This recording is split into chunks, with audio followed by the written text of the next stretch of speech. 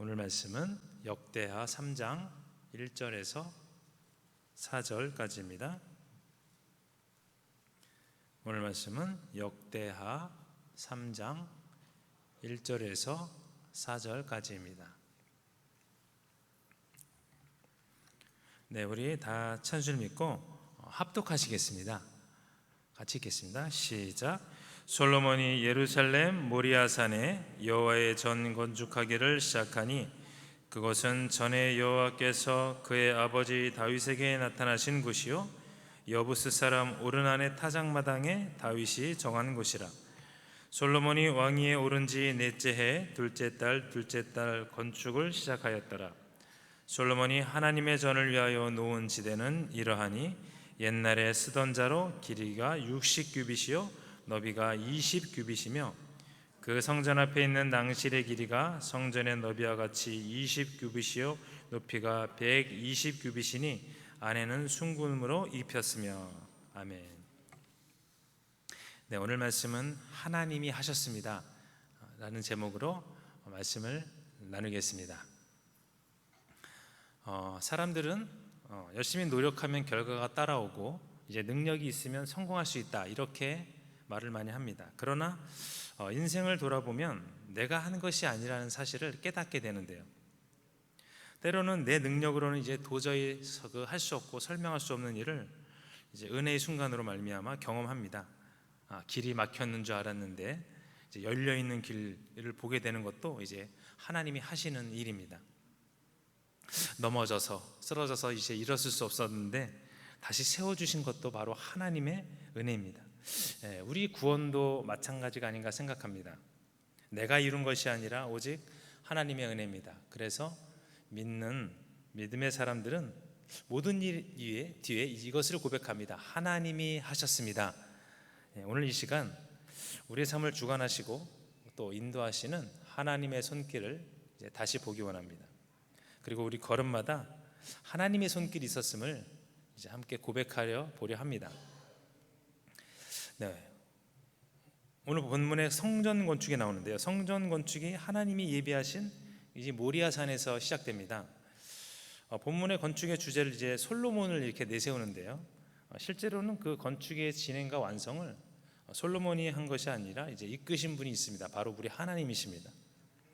그 웅대한 성전 건축을 한 가운데 솔로몬이 있는 것 같지만 그렇지 않다 이것입니다. 모리아산이 적합한 그 성전토로 확정된 계기에도 하나님이 간섭하셨음을 보여주는데요.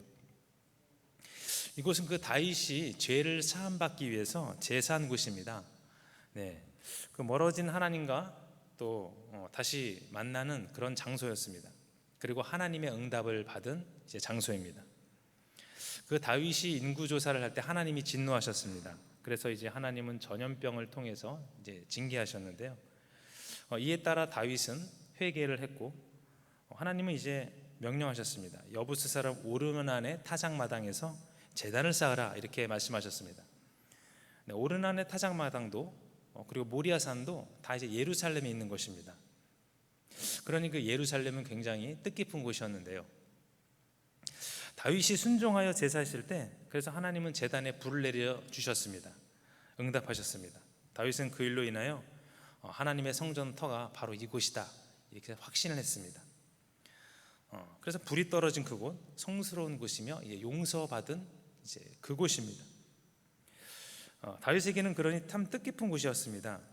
그래서 그 이후로 여기서 그 자리에서 바로 제사를 계속 드렸는데요. 또 그곳이 어떤 곳입니까? 바로 아브라함이 이삭을 바치던 장소, 바로 그 장소가 그 모리아산 오르난의 타작마당 그곳입니다. 이처럼 그 모리아산은 기도 응답, 회개, 용서 그리고 순종의 은혜가 만난 자리입니다. 그래서 하나님의 임재가 임하는 성전 부지로 이제 참 적합했습니다. 영적으로 뜨거운 만남과 또 교감이 있었던 이 장소에서 다윗은 성전을 지을 곳을 결정지었습니다. 그런데 그 모세 당시에 하나님은 가나안 땅에서 하나님이 지정한 곳에서만 예배를 드리라 이렇게 말씀하셨습니다.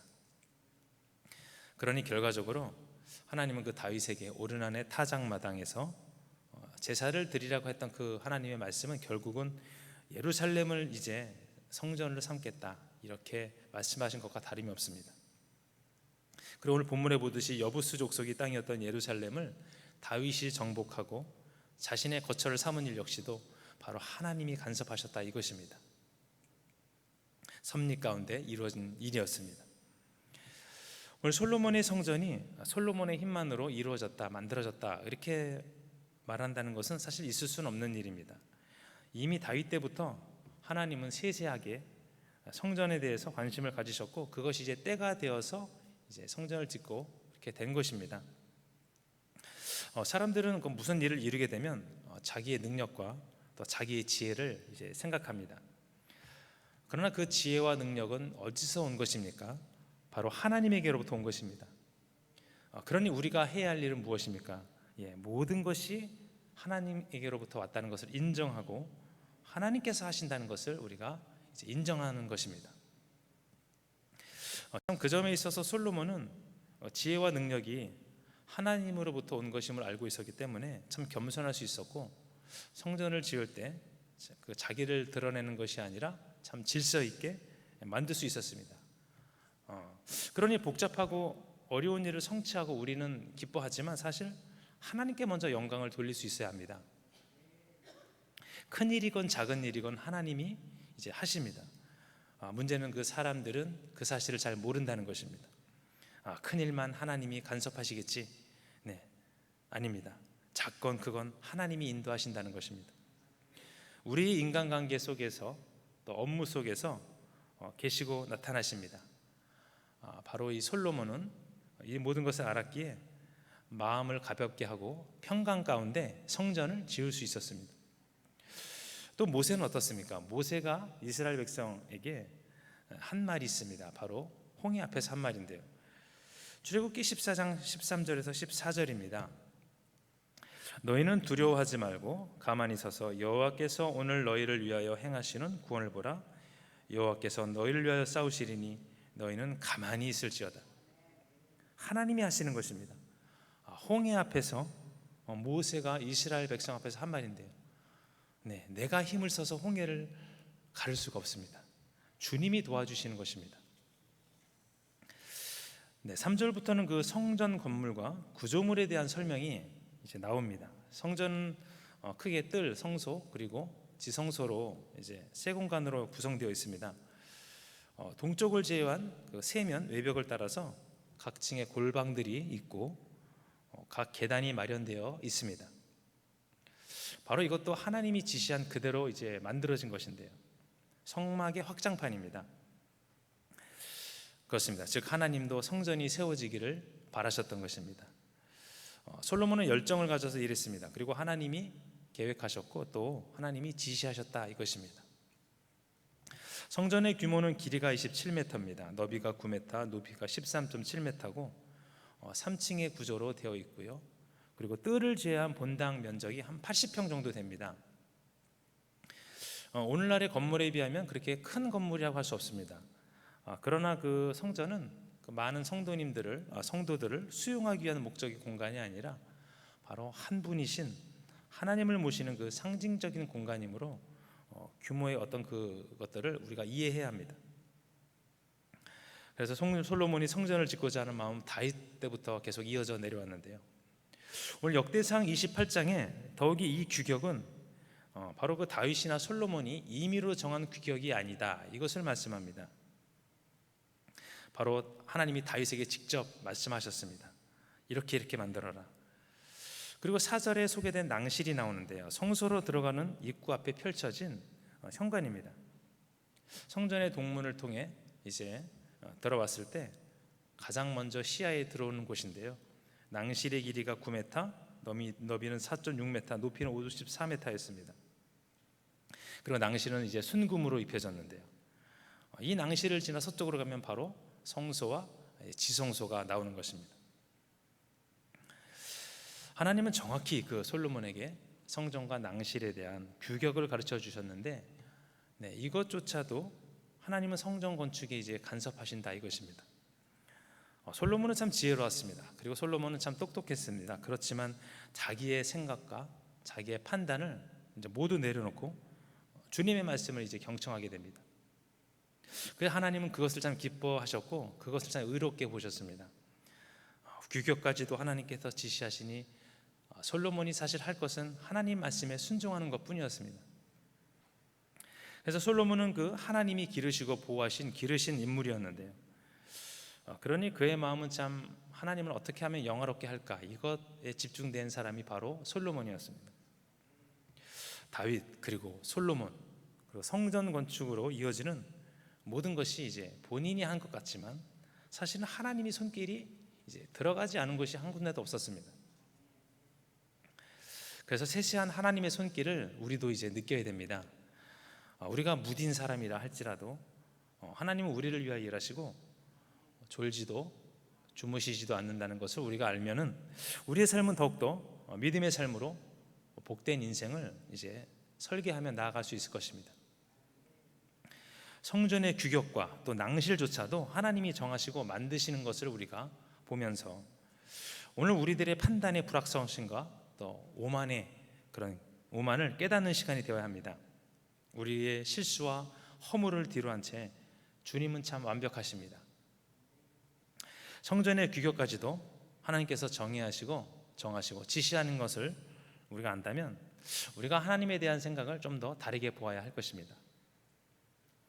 내가 열심히 이제 무엇을 했다 하더라도 그 열심이 바로 하나님이 주신 마음입니다.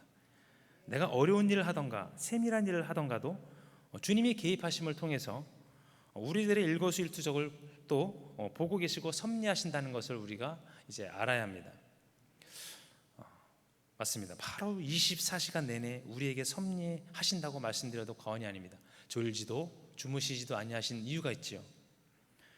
우리가 알아야 할 것은 우리는 언젠가 하나님이 내 안에 계셔서 역사하신다는 것을 알고 그러나 모르고 살아갈 때가 많다는 것입니다. 세세한 이끄심은 우리를 어느새 주의 자녀가 되게끔 만들어 주셨습니다. 다윗도 바울도 그랬습니다. 요셉도 늘 외로웠지만 주님이 돌보심으로 말미암아 바로 큰 사람이 되었다는 것입니다. 우리의 생각을 뒤로한 채 일을 이루시고 성전의 규격과 낭실까지도 간섭하셔서 우리를 돌보시는 주님 앞에 우리는 이제 바로 서야 합니다. 그래서 모든 것이 주님으로부터 왔음을 우리가 알려면 일단 우리가 주님을 느껴야 됩니다. 기도와 찬송과 순종으로 하나님을 만나는 것입니다. 우리가 매일 교제가 없으면 우리와 하나님 사이는 멀어집니다. 또 순종하지 않으면 우리의 삶은 조금씩 이제 메말라갑니다. 보이는 것이 없어도 순종하고 보이는 것이 없어도 찬송하고 기도하는 삶은 우리의 삶을 참 풍요롭게 합니다. 사람이 위대한 건물도 세우고 또 위대한 발견도 하지만 모두 하나님 아래, 하늘 아래 있다는 것을 우리가 알고 하나님 앞에 모든 것을 우리가 내려놓아야 됩니다. 그리고 1대1로 하나님 앞에서 나의 모든 것을 바라보아야 됩니다. 그래서 주님과의 만남이 이제 참 중요합니다. 시간이 중요한 것이 아닙니다. 잠시 동안 주님을 만난다 할지라도 나의 주인이 하나님임을 더 깨닫는다면 이 세상에서 사실 더 좋은 것은 없습니다. 기도와 찬송 가운데 그래서 주님을 만나는 것은 너무나 소중합니다. 누구의 방해도 없고 평안함 가운데 내가 주님께 드릴 수 있는 최고의 것입니다. 내가 하루를 살아도 그냥 사는 것이 아니라 바로 이런 성령의 도우심을 바라고 찾고 나아가는 동안 우리가 어느새 주의 사람으로 성장했을 것입니다. 진실된 마음으로 성령을 바라고 하나님과의 교제를 바라고 찾으면 만나 주시겠다는 주님의 말씀처럼 그리고 하나님과 가까워진 가운데서 하나님이 책임져 주시는 삶을 우리는 느끼며 우리는 이제 인생에서 성공한 것입니다. 그러니 주님과 동행은 어려운 일만은 아닌데요. 결론입니다. 하나님이 여기 있다 저기 있다가 아니라 우리의 마음에 계시다고 성경은 이제 말씀하고 계십니다. 그리고 그 안에서 일하신다 이렇게 말씀하고 계십니다. 바울처럼 요셉처럼 또 다윗처럼 하나님은 그 안에서 일하시는 분입니다. 우리의 인지력으로는 능력이 부족해서 하나님을 볼 수는 없지만 하나님이 지키심으로 이 시간까지 왔다는 것을 우리 모두 고백하기 원합니다. 어리석고 약한 이스라엘 백성을 하나님은 광야로 인도하시면서 사실 이미 그때 그들은 모두 자기의 삶이 아니었습니다. 육은 죽고 영원히 산 그런 삶이었습니다. 바로 하나님이 이끄시는 삶이었습니다. 우리도 마찬가지입니다.